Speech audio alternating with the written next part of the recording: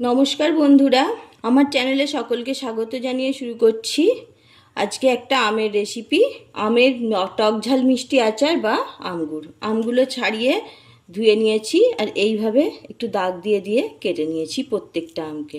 Gas on করে একটা কড়াই বসিয়ে দিয়েছি। কড়াইয়ের মধ্যে দিয়ে দিচ্ছি দুটো তেজপাতা, শুকনো লঙ্কাগুলো ফাটিয়ে দিলাম, 5 ফোড়ন।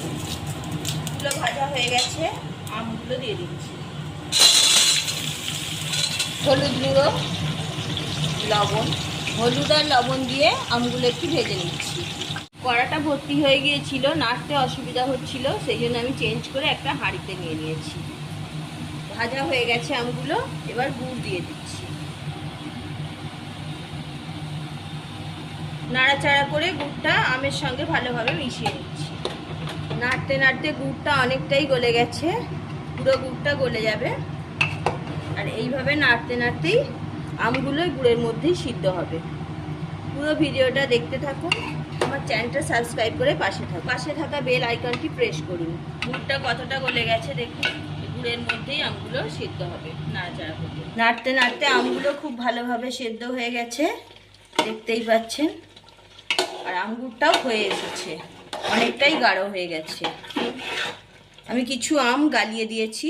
এবার একটা ভাজা মশলাটা আমি ছড়িয়ে দিচ্ছি। এখানে শুকনো লঙ্কা, ধনে, জিরা, 5 ফোড়ন, মেথি ড্রাই রোস্ট করে নিয়েছি, নিয়ে গুঁড়ো করেছি। মশলাটা দিয়ে নাড়াচাড়া করে নিই। টক ঝাল মিষ্টি আমের আচার কিংবা আমগুড় আমার রেডি হয়ে গেছে। গ্যাসের ফ্লেমটা অফ করে দিচ্ছি, ঠান্ডা করে একটা পাত্রে ঢেলে নিচ্ছি। আচারটা আমি একটা পাত্রে ঢেলে নিয়েছি, দেখুন কত সুন্দর দেখতে লাগছে। এইভাবে আচার বানিয়ে সারা বছরের জন্য রেখে দিতে পারেন। আচারটা সারা বছর খুব ভালো থাকবে। একটা ঠান্ডা করে একটা এয়ারটাইট কন্টেনারের মধ্যে রেখে দিলে সারা বছর ধরে এটা খেতে পারবো। পুরো ভিডিওটা দেখার জন্য অসংখ্য ধন্যবাদ। রেসিপিটা যদি ভালো লেগে থাকে লাইক শেয়ার করবেন আর কমেন্ট করে জানাবেন কেমন লাগলো। তো আমরা আচার খেতে খুব ভালোবাসি, আমাদের মতো কারা কারা আচার খেতে ভালোবাসেন সেটাও কমেন্ট করে জানাবেন। আবার দেখা হচ্ছে পরের ভিডিওতে।